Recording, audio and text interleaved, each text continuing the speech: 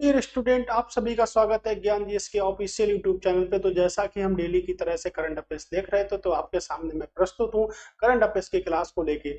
चलिए शुरू करते हैं क्वेश्चनों की बौछारों के साथ। और आपको पता होगा कि मैं आपके साथ कितने मोस्ट इंपॉर्टेंट क्वेश्चन डिस्कस करता हूँ, ठीक है, फुल डिटेल में डिस्कस करता हूँ। अगर आपको और भी ज्यादा करंट अफेयर्स के क्वेश्चन चाहिए तो हमको बताइए कमेंट बॉक्स में कि सर 10 क्वेश्चन हमारे लिए कम हो रहे हैं। लेकिन मैंने देखा है कि डेली बेसिस पे हम 10 क्वेश्चन जो मोस्ट इंपॉर्टेंट बनते हैं उनका आपके साथ हम क्या करते हैं, डिस्कस करते हैं। तो वही डेली की तरह शुरुआत करते हैं। और आपको सबको पता है कि आपको कहाँ जुड़ना है, टेलीग्राम ग्रुप पर, व्हाट्सएप ग्रुप पे आपको कहाँ पर जुड़ना है। तो आप पर जहां पर आप सहमत हो वहां पर आप जुड़ सकते हैं हमारे साथ में, ठीक है। और देखिएगा पहला ही प्रश्न वेरी वेरी मोस्ट इंपॉर्टेंट रहेगा। आज की करंट अफेयर्स का पहला प्रश्न बहुत ही ज्यादा इंपॉर्टेंट है। वैश्विक दासता सूचकांक, यानी कि आज हम बात करेंगे बंधुआ मजदूरी की।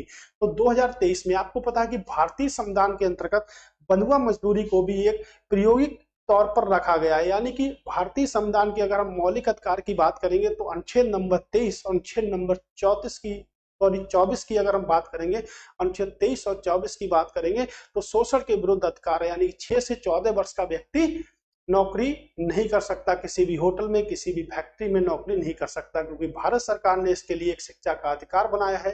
तो 6 से 14 वर्ष के अंतर के व्यक्तियों को शिक्षा दिलवाता है, यानी कि बच्चों को क्या करती है, अनिवार्य व निःशुल्क शिक्षा की बात करता है। तो दास्ता मतलब क्या होता है, किसी की गुलामी करना है। ये क्या हो गया आपका दास्ता होगा। तो देखिएगा भारत ने एक इंडेक्स अभी जारी किया है, वैश्विक दास्ता सूचकांक 2023 का इंडेक्स को जारी किए हैं। तो देखिएगा निम्नलिखित कथन में विचार कीजिए और कौन से कथन आपके सत्य हैं या कौन से कथन सत्य हैं बताइएगा, ठीक है। आपके देखिएगा तीनों के चारों ऑप्शन आप देखिएगा, केवल एक, केवल दो, एक बा दो, दोनों ना तो पहला ना तो दूसरा, ठीक है। तो बैस सूचकांक 3 आयामों की रैंकिंग प्रदान करता है। समस्या का आकार, बिल्कुल ठीक बात है, ये करेगा, समस्या का आकार करेगा। सरकार की प्रतिक्रियात्मक करेगा, ये भी बिल्कुल ठीक करेगा। या भेदता करेगा, राजनीतिक स्थिरता करेगा, असमानता करेगा, ठीक है। तो ये 3 आकार के लिए देता है, ये बिल्कुल ठीक बात है। ये देखिएगा सूचकांक के अनुसार 50 मिलियन लोग आधुनिक गुलामी की स्थितियों में रह रहे हैं। तो सूचकांक के अनुसार 50 मिलियन जो लोग हैं वो गुलामी की स्थिति में आज भी रहे हैं, बंधुआ मजदूरी। अब पिछले 5 वर्षों में कितने की वृद्धि हुई है, 35 की नहीं 25 की वृद्धि हुई है। तो 25 ही हमारे स्टेटमेंट में है, 35 भी हो सकता है। तो 35 से क्या होगा, गलत हो जाएगा हमारा। तो देखिएगा दोनों के दोनों आंसर सही हैं, ठीक है।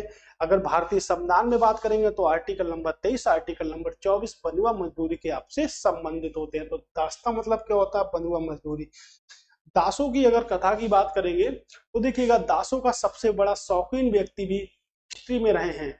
यानी कि फिरोज शाह तुगलक दासों का सबसे बड़ा शौकीन था और उसके समय में 1,80,000 दास थे। तो दास क्या करते थे, गुलामी करते थे उसकी। और इसका जो शौक जो था वो राज्य के लिए सबसे ज्यादा हानिकारक साबित हुआ। अब पूरे साम्राज्य को लेकर डूब गया। इसको कहते हैं दास्ता। तो कभी भी गुलाम को नहीं रखना चाहिए, क्योंकि उनको देनी पड़ती थी सैलरी के तौर पर, उनको सैलरी भी देनी पड़ती थी, ठीक है, रखने के तौर पर। करें मयान ज्वालामुखी किस देश में स्थित है, इटली में स्थित है, जापान में स्थित है, इंडोनेशिया में है या फिलीपींस में है। तो ज्वालामुखी तो कई प्रकार की हो सकती है। ज्वालामुखी मतलब होता है विस्फोट होना, ठीक है। तो ज्वालामुखी लावा होता है और उसमें उद्गार होता है। तो उद्गार जब होता है तो मैग्मा और लावा। तो कई सारे बच्चों को कंफ्यूजन रहता है कि मैग्मा किसे कहते हैं और लावा किसे कहते हैं। तो ज्वालामुखी जो होती है वो आपके 3 प्रकार की हो सकती है। एक तो भाई ऐसी ज्वालामुखी होती है जो आपकी सक्रिय ज्वालामुखी होती है। कैसे, एक्टिव, हमेशा सक्रिय रहे, यानी कि जिसमें हमेशा उद्गार होता रहे। तो जब निकलता है उसको क्या कहते हैं, लावा कहते हैं। जब वो पृथ्वी पर जमकर ठंडा हो जाता है तो उसको हम क्या कहते हैं, मैग्मा के नाम से उसको हम जानते हैं। तो सक्रिय, जिसमें हमेशा उद्गार रहता है। एक क्या होती है, आपकी शांत ज्वालामुखी होती है, ठीक है। एक शांत ज्वालामुखी होती है और एक आपकी प्रसुप्त ज्वालामुखी होती है। प्रसुप्त ज्वालामुखी हम उसे कहते हैं जिसमें कभी भी उद्गार हो सकता है। शांत ज्वालामुखी हम उसे कहेंगे जिसमें कई वर्षों से उद्गार ना हुआ हो, ठीक है। तो कई वर्षों से उसमें उद्गार ना हुआ हो। शांत मतलब शांत, बिल्कुल शांत है, कई वर्षों से वो उसमें कोई भी उद्गार नहीं। प्रसुप्त मतलब कभी भी उद्गार उसमें हो सकता है, कोई इसकी जानकारी नहीं है। तो भारत में एक सक्रिय ज्वालामुखी है जिसे हम कहते हैं बैरनदीप। तो बैरनदीप भारत का एक सक्रिय ज्वालामुखी है। उसी प्रकार अभी चर्चा में रहा है आपका मयान ज्वालामुखी किस देश से संबंधित है, तो उससे पहले देखेंगे तो इटली में आपके कई सारे ज्वालामुखी हैं। तो इटली का जो सबसे मोस्ट इंपोर्टेंट है, ठीक है, उसे हम कहते हैं स्ट्राम्बोली। तो स्ट्राम्बोली ज्वालामुखी आपके इटली में स्थित है। अगर उसके बाद हम बात करेंगे कि जापान में कौन सा ज्वालामुखी है, तो फ्यूजियामा। फ्यूजियामा आपके कहां पर है, जापान का एक महत्वपूर्ण ज्वालामुखी है। और अगर इंडोनेशिया की बात करेंगे तो इंडोनेशिया में सेमेरू, सेमेरू ज्वालामुखी एक मोस्ट इंपोर्टेंट ज्वालामुखी की श्रेणी में आता है। और मयान की बात करेंगे तो आपके कहां पर होगा, फिलीपींस। फिलीपींस की कैपिटल क्या है आपके, मनीला क्या है, फिलीपींस की कैपिटल है यहां से, ठीक है। अगर हम बात करेंगे तो माउंट एटना आपका मुख्य इंपॉर्टेंट है आपका इटली का ज्वालामुखी, ठीक है। स्ट्राम्बोली भी आपके मोस्ट इंपॉर्टेंट। फ्यूजियामा ऐसे बहुत सारे ज्वालामुखी होते हैं। तो ज्वालामुखी के 3 प्रकार होते हैं, मैंने आपको बताया भी है, ठीक है। फिलीपींस आपकी सबकी कैपिटल पता होनी चाहिए। इटली की कैपिटल क्या है, रोम है। जापान की आपकी टोक्यो है। इंडोनेशिया की आपकी कैपिटल जकार्ता है। और फिलीपींस की कैपिटल आपकी मनीला है। तो मनीला में आपके एशियन डेवलपमेंट बैंक यानी कि एशियाई विकास बैंक का मुख्यालय है आपके कहां पर, मनीला में। इसके सदस्य देशों की संख्या कितनी है, 68। तो सदस्य देशों की संख्या 68 है। इसकी जो स्थापना हुई है वो 19 दिसंबर 1966 को इसकी क्या हुई है, स्थापना हुई है। इटली में बात करेंगे तो विश्व खाद्य संगठन का मुख्यालय आपके कहां पर है, आपके इटली में है, ठीक है। तो विश्व खाद्य संगठन का मुख्यालय आपके इटली में है। नागरिक वरिष्ठ नागरिक बचत योजना पर निम्नलिखित कथनों पर विचार कीजिए। तो पहला कथन है कि 60 वर्ष से अधिक आयु के भारतीय नागरिकों को इस योजना के पात्र हैं। तो बिल्कुल ठीक स्टेटमेंट है, लेकिन 60 वर्ष से ऊपर वाले व्यक्तियों को ही ये योजना मिलेगी।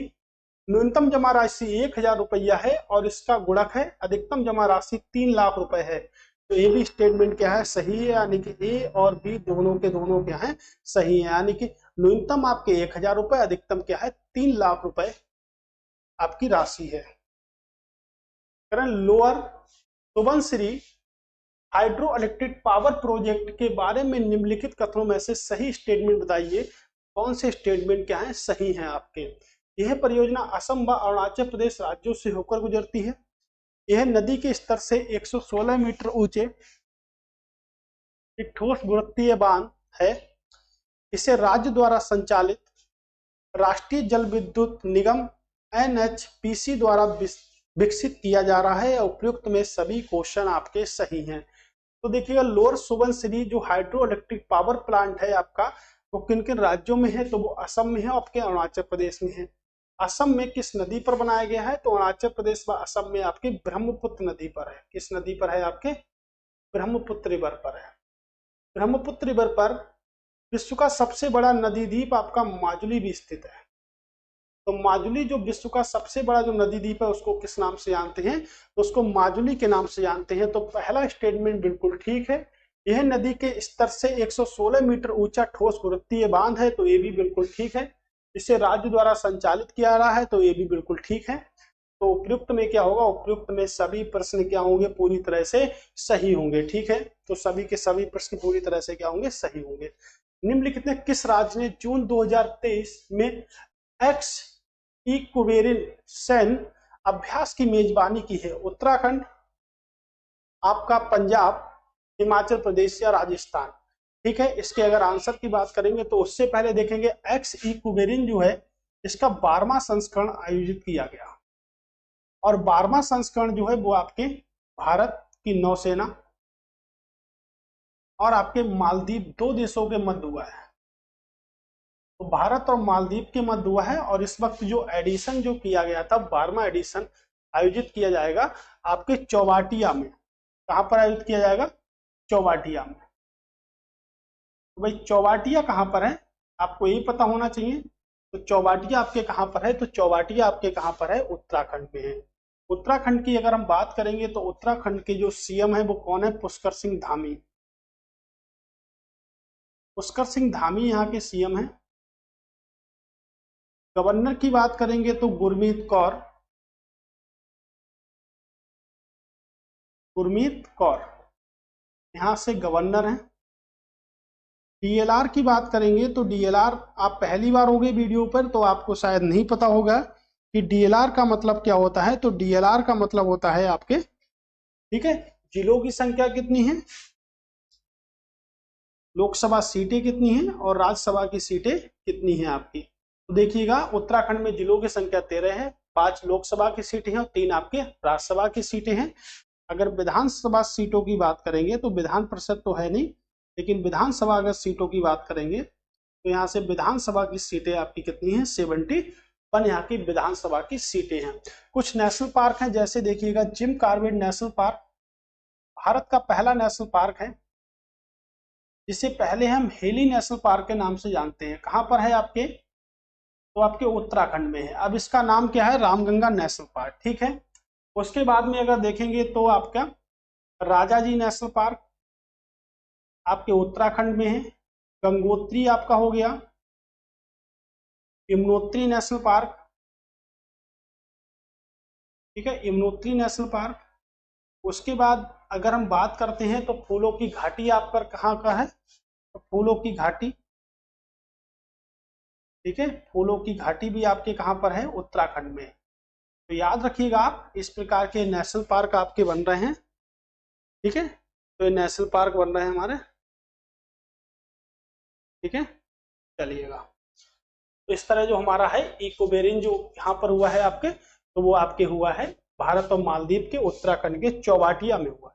न्यू डेवलपमेंट बैंक का मुख्यालय कहाँ पर स्थित है, मास्को रूस में है, ब्रासीलिया ब्राजील में है, प्रोटोरिया दक्षिण अफ्रीका में है, या संगाई चीन में है। तो आपको सभी को पता होगा कि इसकी जो स्थापना की गई थी, न्यू डेवलपमेंट बैंक की जो स्थापना की गई थी वो की गई थी 15 जुलाई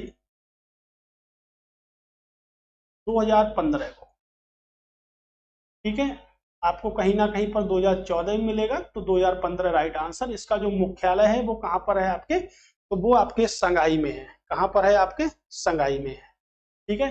तो इसका जो मुख्यालय वो आपके कहां पर है, संगाई में है। संगाई आपके कहां पर है, चाइना में है। क्योंकि ये जो आपका जो बना रहा है, ठीक है, ये जो आपका जो बना रहा है, ठीक है, वो 9 देशों का एक संगठन है। कितने देशों का संगठन है, तो इसमें वो सभी देश शामिल हैं जो आपके ब्रिक्स के अंतर्गत आते हैं। तो आपके 5 देश तो यही हो गए जो आपके ब्रिक्स के अंतर्गत आते हैं, ठीक है। तो देखिएगा सबसे पहला इसका जो देश है वो क्या है आपके, ब्राजील, ठीक है। आप जितने भी मैं देश लिखूं उन सबकी कैपिटल करेंसी आपको याद करनी है। उसके बाद दूसरा जो देश है वो आपके रसिया यानी कि आपके रूस है। तीसरे की अगर हम बात करेंगे तो आई से आपके क्या हो गया, इंडिया, ठीक है। सी से आपका क्या हो गया, चाइना, क्या हो गया आपका, चाइना। और एस से आपका क्या होगा, साउथ अफ्रीका यानी कि लिख सकते हैं दक्षिण अफ्रीका, ठीक है। ये तो हमारे हो गए 5 जो हमको पता है। उसके बाद हम बात करेंगे तो देखिएगा क्या होते हैं आपके, उरुग्वे, ठीक है। आप याद रखिएगा उरुग्वे, संयुक्त अरब अमीरात जिसे हम शॉर्टकट में क्या बोलते हैं, यूएई बोलते। उसके बाद अगर हम बात करेंगे तो कौन सा देश है, बांग्लादेश। और अगर उसके बाद हम बात करेंगे तो आपका मिस्र। यानी कि 8 देशों का नहीं, 9 देशों का संगठन है।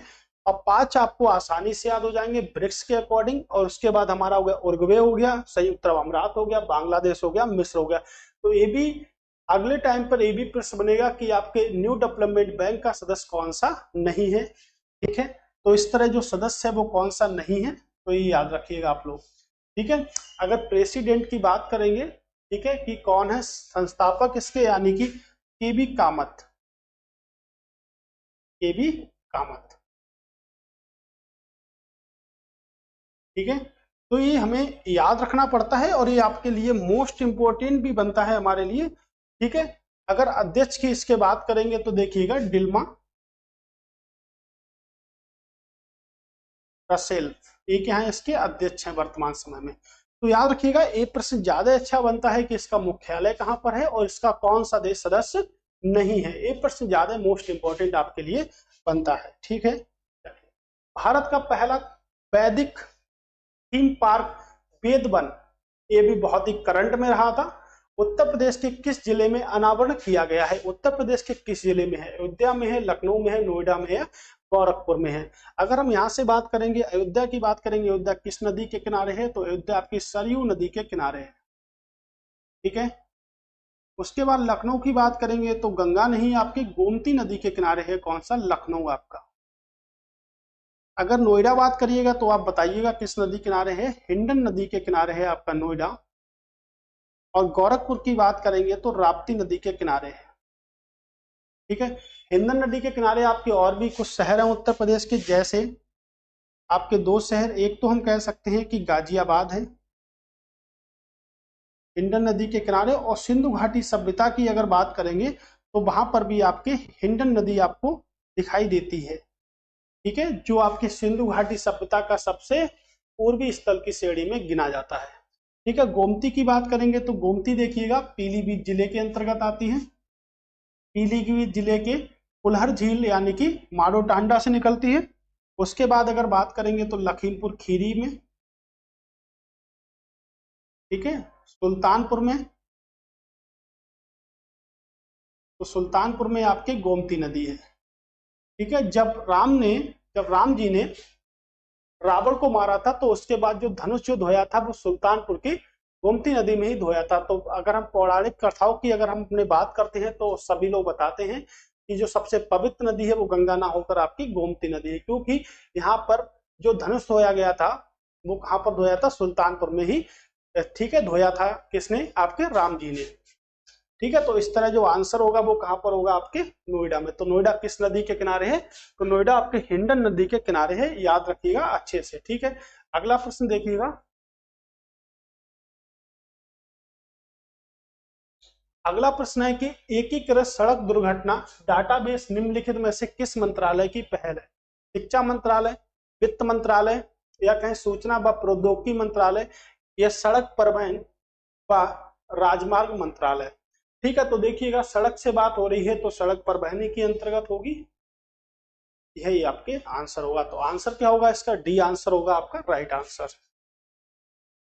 करें, लंबानी भारत के किस राज्य से संबंधित एक नजाति है, यानी कि जनजाति की बात की जा रही है, किस राज्य से संबंधित है? केरल, तेलंगाना, कर्नाटक या आपके महाराष्ट्र। तो किस राज्य से संबंधित होगी ये आपको बताना है। तो देखिएगा यहाँ से किस राज्य से संबंधित है? आपकी कर्नाटक से। ठीक है, तो कर्नाटक के बारे में देख लेते हैं। कर्नाटक की अगर हम बात करेंगे तो कर्नाटक के जो मुख्यमंत्री हैं वो आपके सिद्धारमैया हैं, जिन्हें हाल ही में अभी बनाया गया था। ठीक है, अगर बात करेंगे गवर्नर की तो देखिएगा गवर्नर जो है वो आपके थावरचंद गहलोत, थावरचंद गहलोत के हैं यहाँ से गवर्नर हैं। अगर डीएलआर नंबर की बात करते हैं कि डीएलआर नंबर कितना होगा, तो मैंने आपको अभी बताया था कि जिलों की संख्या कितनी है, लोकसभा सीटें कितनी है और राज्यसभा सीटें कितनी है। तो कर्नाटक में जिलों की संख्या है 31, 28 है आपकी लोकसभा सीटें और 12 है आपकी राज्यसभा की सीटें हैं आपकी कितनी? 12। अगर विधानसभा सीटों की बात करेंगे तो विधानसभा की जो सीटें हैं वो आपकी 224 सीटें किसकी हैं? आपकी विधानसभा की। ठीक है, तो 224 सीटें यहाँ से विधानसभा की। राज्यसभा सीटों का जो आवंटन होता है वो जनसंख्या के आधार पर होता है। तो सबसे ज्यादा राज्यसभा सीटें आपके कहाँ पर हैं? उत्तर प्रदेश में है, और उत्तर प्रदेश में राज्यसभा सीटों की संख्या कितनी है? आपकी 31 है, और लोकसभा सीटों की संख्या कितनी है? आपके 80 लोकसभा की सीटें हैं यहाँ से। ठीक है, तो ये हमारा पॉइंट यहाँ से ओके बनता है यहाँ से। अगर नेशनल पार्क की बात करेंगे तो देखिएगा सबसे इंपॉर्टेंट नेशनल पार्क आपका नागरहोल, डिवीजन बहुत जरूरी है हमारा। उसके बाद अंशी नेशनल पार्क सबसे इंपॉर्टेंट है। उसके बाद यहाँ पर डुडेली है। उसके बाद बांदीपुर नेशनल पार्क है। तो ये कुछ मोस्ट इंपॉर्टेंट नेशनल पार्क हैं जो आप हमेशा याद करिएगा और हमेशा इनको रिपीट भी करिएगा। ठीक है, तो हमेशा याद भी करिएगा, हमेशा रिपीट भी करिएगा यहाँ से। ठीक है, अगला है कि प्रोजेक्ट 75 आयल निम्नलिखित में से किससे संबंधित? तो याद रखिए प्रोजेक्ट 75 किससे संबंधित है? भारत में उन्नत पनडुब्बियों के निर्माण से, आर्टिफिशियल इंटेलिजेंस में अनुसंधान से, बाह्य अंतरिक्ष में अन्वेषण से, या 5वीं पीढ़ी के लड़ाकू विमानों का संयुक्त उत्पादन करने में। तो देखिएगा, इसकी अगर बात करेंगे, प्रोजेक्ट आपका किससे संबंधित है? पनडुब्बियों से संबंधित। किससे संबंधित है? पनडुब्बियों से संबंधित है। मान लीजिएगा किसी समुद्र के अंदर पनडुब्बी डूब गई है, तो उसका पता किससे लगाएंगे? तो समुद्र के अंदर छुपी हुई चीजें, ठीक है, छुपी हुई चीजों का पता किससे लगाते हैं? तो उसके लिए यंत्र जो प्रयोग करते हैं उसको क्या बोलते हैं? सोनार। तो समुद्र के अंदर जो चीजें छुप जाती हैं या जो चीजें डूब जाती हैं, उनका पता लगाने के लिए किसका प्रयोग करते हैं? तो उनका पता लगाने के लिए सोनार का प्रयोग करते हैं, ठीक है। और अगर समुद्र की गहराई अगर हमको मापती होती है तो हम किससे मापते हैं? तो समुद्र की गहराई को मापने वाला जो यंत्र होता है वो क्या होता है? आपका फायदोमीटर। तो याद रखिएगा, जो समुद्र के अंदर मान लो पनडुब्बी डूबी है तो उसका पता कैसे लगाएंगे कि कहां पर है? तो उसके लिए सोनार का प्रयोग करेंगे। और अगर समुद्र की गहराई को मापेंगे तो उसके लिए फायदोमीटर का प्रयोग करेंगे। तो प्रोजेक्ट 75 जो है वो आपके किससे संबंधित है? भारत में उन्नत पनडुब्बियों के निर्माण से आपके संबंधित है प्रोजेक्ट 75, ठीक है। तो यहाँ पर हमारी क्लास आज समाप्त होती है, ठीक है। आगे फिर से मिलेंगे आप लोगों के साथ में, ठीक है। तब तक हमसे जुड़े रहिएगा, वीडियो को ज्यादा से ज्यादा शेयर कर दीजिएगा, ठीक है, जिससे ज्यादा से ज्यादा लोगों को क्या हो पाए? प्रॉफिट हो पाए यहाँ पर। क्योंकि हमारी जो कोचिंग सेंटर जो चल रहा है, यहाँ से जो हमारी क्लासें चल रही है वो बिल्कुल फ्री ऑफ कॉस्ट आपके लिए है। तो थैंक्स फॉर वॉचिंग। दोबारा फिर से मिलेंगे नई वीडियो, नए करंट अफेयर्स के क्वेश्चनों के साथ में। तब तक के लिए जय हिंद दोस्तों।